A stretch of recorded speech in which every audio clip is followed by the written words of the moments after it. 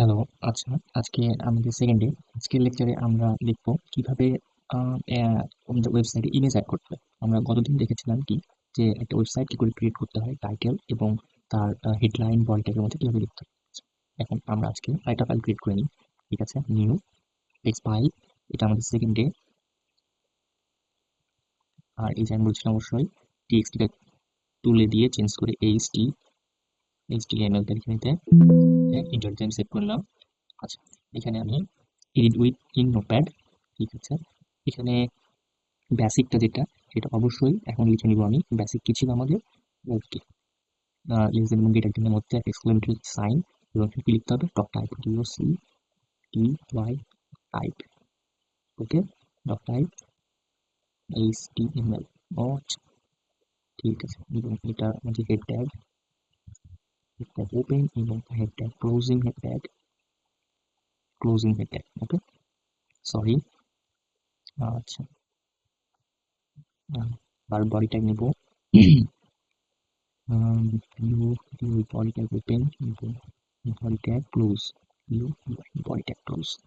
আচ্ছা, sorry, doc টাইপের পরে বি ট্যাগ হয়, এইচটিএমএল ট্যাগ হয়। হ্যাঁ,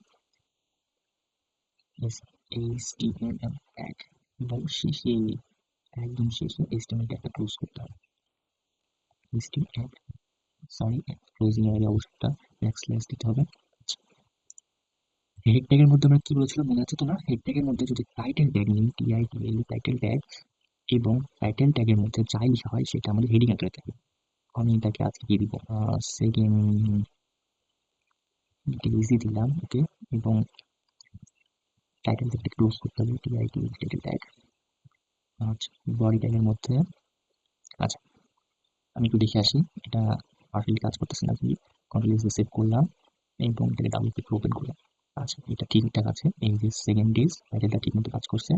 আচ্ছা, নোটপ্যাডটা আবার ওপেন করি। বডি ট্যাগের মধ্যে যাই লেখা হয় সেটা আমাদের ওয়েবসাইটে শো করে না। আচ্ছা, আমরা গত লেকচার ভিডিওতে এটা দেখেছিলাম। আবার দেখাচ্ছিলাম একটু। এখানে আমি একটা হেডিং ট্যাগ নিলাম, H1, এবং এখানে লিখি মাই 7 days। এবং এটাকে ক্লোজ করবো আমরা, ব্যাকস্ল্যাশ S1 দিয়ে ক্লোজ করি। আচ্ছা, কন্ট্রোল এস দিয়ে সেভ করলাম, ছোট করে নিই, রিফ্রেশ দিই। আচ্ছা, এটা কাজ করতেছে। আচ্ছা, আজকে কি বলেছি? আজকে নতুন জিনিস শিখবো আমরা, কি একটা ইমেজ এড করা। এই ওয়েবসাইটে আমরা কিভাবে একটা ইমেজ এড করতে পারি।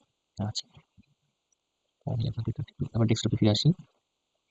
এই ডেস্কটপে ইমেজ, এই ইমেজটা আমি চাচ্ছি আমার ওয়েবসাইটে শো করতে। হ্যাঁ, ঠিক আছে।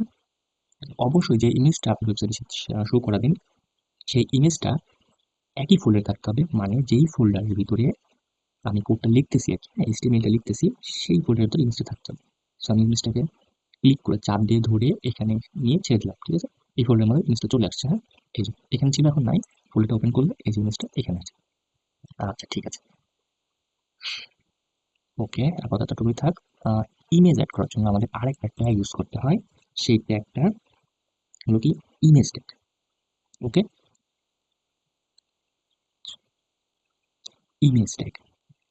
আচ্ছা, প্রত্যেকবার বলি যে যে ট্যাগ নিব সেই ট্যাগটাকে ক্লোজ করবে। হ্যাঁ, ইমেজ ট্যাগ এমন একটা ট্যাগ যে ট্যাগটা শুধু ওপেনিং আছে বাট ক্লোজিং না। হ্যাঁ, এটা লিখতে হয় কি? ইমেজ স্পেস দিলাম, এস আর সি, সরি, এস আর সি। এটা হলো ইমেজটা কোথায় আছে এটাকে লিখতে হবে। এটা মানে মুখস্থ। ইমেজটা কোথায় আছে সেটার একটা নির্দিষ্ট স্থান বোঝাচ্ছে। হ্যাঁ, আমরা এস আর সি ইকুয়াল দিব, এবং ইকুয়াল দিয়ে ডাবল কোটেশন দিব। হ্যাঁ, ডাবল কোটেশন, এবং ডাবল কোটেশনের মধ্যে কি করতে হবে? আমাদের ইমেজটার নাম লিখে দিতে হবে। ইমেজটার নাম কি ছিল? ফাইল ওপেন করে এই যে ইমেজ, ইমেজ, এই যে ইমেজ ডট জেপিজি, এটা সেম ভাবে টাইপ করতে হবে। কোনো বানান ভুল করা যাবে না, তাহলে এটা শো করবে না। IMACES, ইমেজ ডট, এবং এর এক্সটেনশন ফাইলটা অবশ্যই দিতে হবে। এটা কি কি দেওয়া আছে? এই দেখেন কি দেওয়া আছে, জেপিজি। ওকে, জেপিজি।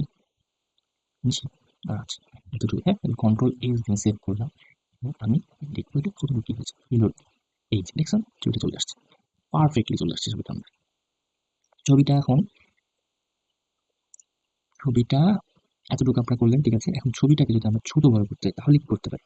আচ্ছা, ছবিটাকে ছোট বড় করতে গেলে আমাদেরকে এই ইমেজ ট্যাগের ভিতরে কাজ করতে হবে, হ্যাঁ? এখানে স্পেস দিলাম এবং লিখতে হবে with, WID is with, equal দেবো, এটা একটা কিওয়ার্ড, হ্যাঁ? এগুলো ইকুয়াল দিয়ে আবার ডাবল কোটেশন, ডাবল কোটেশনের যে মানটা দিবেন সেটা হলো তার ভ্যালু, হ্যাঁ? ইমেজটা কতটুকু সাইজ হবে, কত ছোট বড়।